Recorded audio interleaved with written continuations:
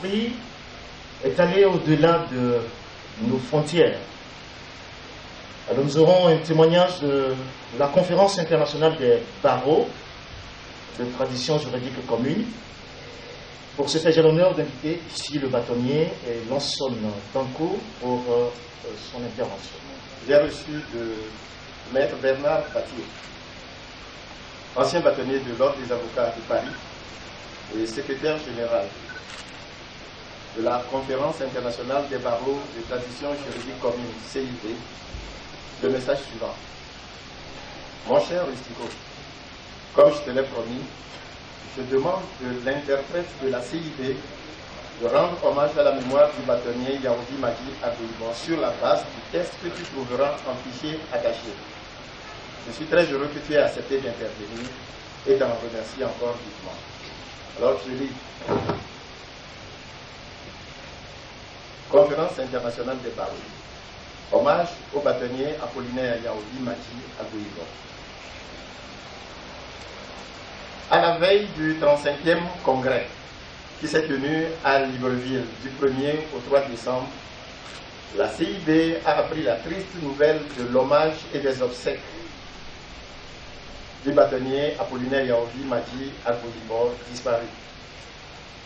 Le bâtonnier Madi Abouibon était cher dans le cœur de la conférence internationale des barreaux. Il existait une affinité profonde entre le barreau du Togo et la CID qui venait de naître en 1985. Il existait aussi une relation personnelle très forte entre le bâtonnier Apollinaire Yaoudi Madi Abouibon et le bâtonnier Mario Stasi, premier secrétaire général et cofondateur de notre CID. Tous deux étaient des défenseurs acharnés des droits fondamentaux, de la justice et de la démocratie. Ce n'est pas par hasard que la CID a organisé son second congrès à Lomé en 1987. À cette date, le bâtonnier Madi Abouibon faisait valoir magnifiquement les exigences du respect des droits de l'homme en allant jusqu'à faire créer la Commission nationale des droits de l'homme en 1987, une première en Afrique. Il l'a présidée jusqu'en 1990 et a ouvert la voie de la démocratie à l'époque où le Togo était régenté par un parti unique. Il a compris que les droits de l'homme constituent une valeur universelle et bien poursuivi son action comme membre de la sous-commission des droits de l'homme des Nations Unies. En dépit de la notoriété acquise, et alors qu'il poursuivait son combat, il a été emprisonné, motif pris d'une prétendue diffamation faite à l'encontre du Premier ministre en août 2001. Les obstacles portés à son action, les obstacles portés à l'action qu'il a entreprise n'ont pas fait obstacle à sa légitimité, comme en témoigne sa nomination comme Premier ministre en 2006. La conférence internationale des barreaux, sous l'égide du bâtonnier Stasi, était aux côtés du bâtonnier Madi Abouibon dans sa lutte pour la démocratie et le respect des droits de l'homme. Sa détermination était totale, dans un combat qu'il menait parfois seul, car il avait bien compris qu'il ne fallait pas surestimer l'appui de la communauté internationale. Il a consacré sa vie afin que règne l'esprit de justice et que le Togo soit une nation qui jouisse d'une prospérité générale équitable à tous. Ce n'est pas pour rien que le bâtonnier était surnommé le Bélier Noir. La conférence internationale des barreaux entend saluer solennellement l'action entreprise par le bâtonnier Apollinaire Madi Abouibon en demandant au bâtonnier Rustico Lanson d'être son interprète à l'occasion de la cérémonie d'hommage organisée par le barreau du Togo. La CIV exprime ses regrets de voir disparaître une personnalité exceptionnelle, aussi engagée dans le combat pour la démocratie et l'état du droit. Le bâtonnier Apollinaire Yaoudi Madi Abouibon était un grand avocat. Si le barreau du Togo est en deuil, la CIV est en deuil également. Au-delà de notre peine, nous devons regarder l'avenir. Nous pourrions puiser nos forces dans la richesse de l'action entreprise par le bâtonnier Madi Abouibon pour poursuivre l'action, car la démocratie et le respect de l'état du droit ne sont jamais choses acquises.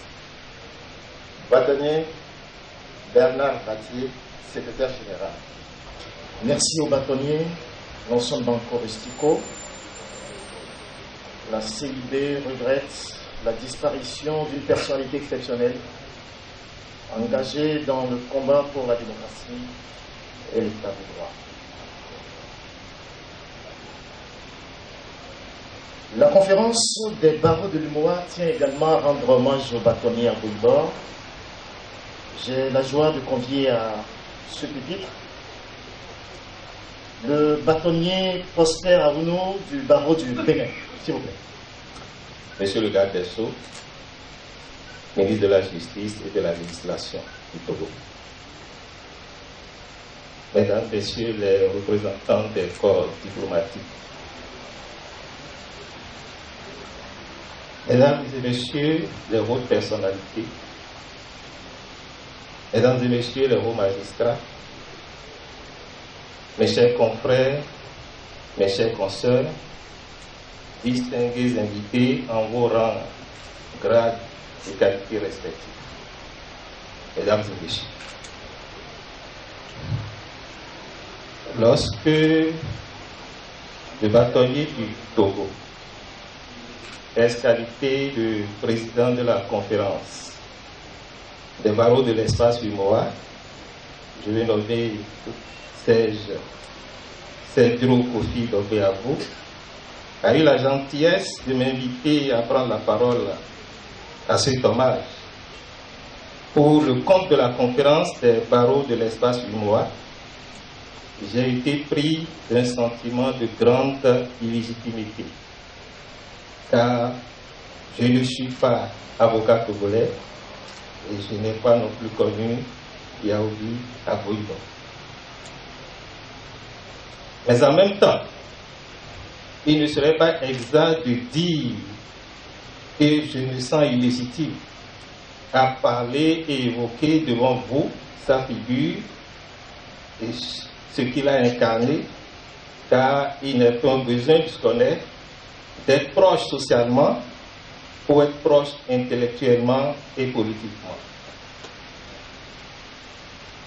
Je voudrais donc vous dire que c'était avec un grand honneur que je suis ici ce matin pour porter le message de l'ensemble des avocats de l'espace UMOA.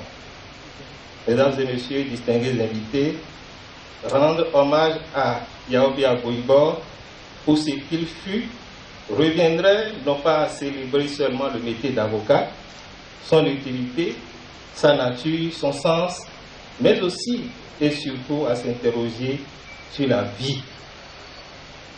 À cet exercice, l'une des choses frappantes, lorsqu'on se retourne sur la vie et l'œuvre de Yaobi Abou Ibor, ce sont ses activités menées en dehors du métier d'avocat. Et les archives que nous avons consultées nous ont renseigné suffisamment. Je ne voudrais pas revenir sur ces faits qui ont été évoqués ici par mes prédécesseurs.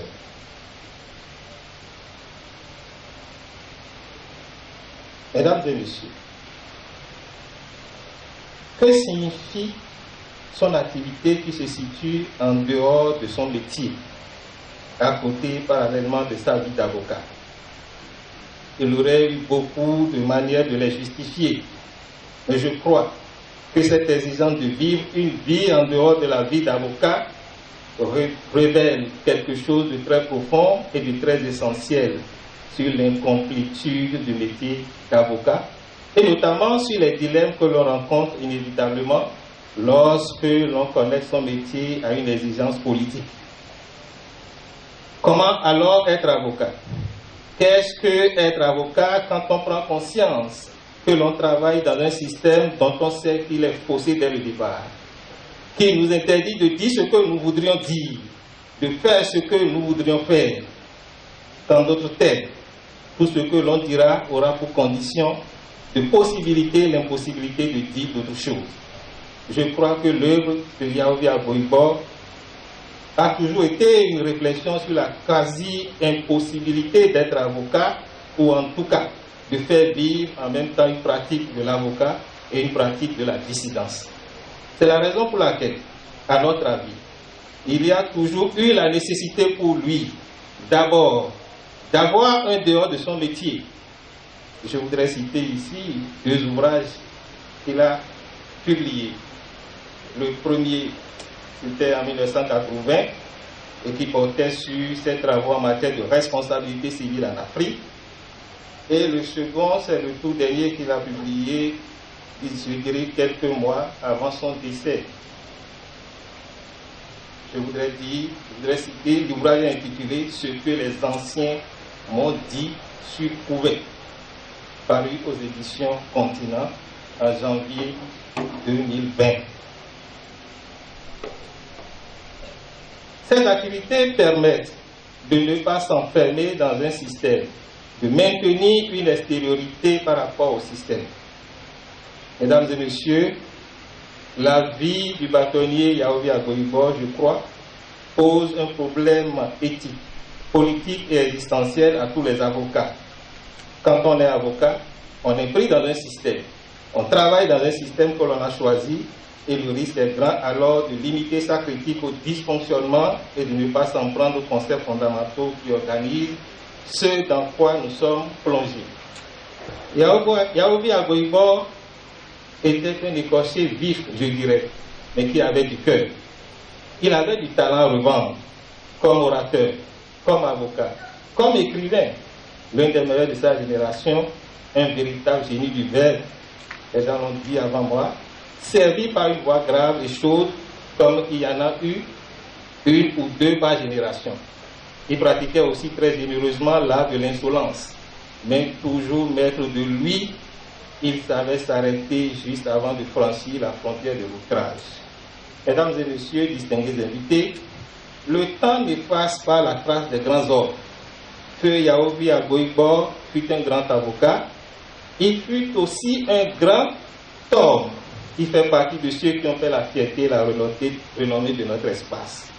L'ensemble des avocats de l'espace fumois par ma voix se réjouit de l'hommage qu'il lui a rendu ce matin. Je vous remercie de votre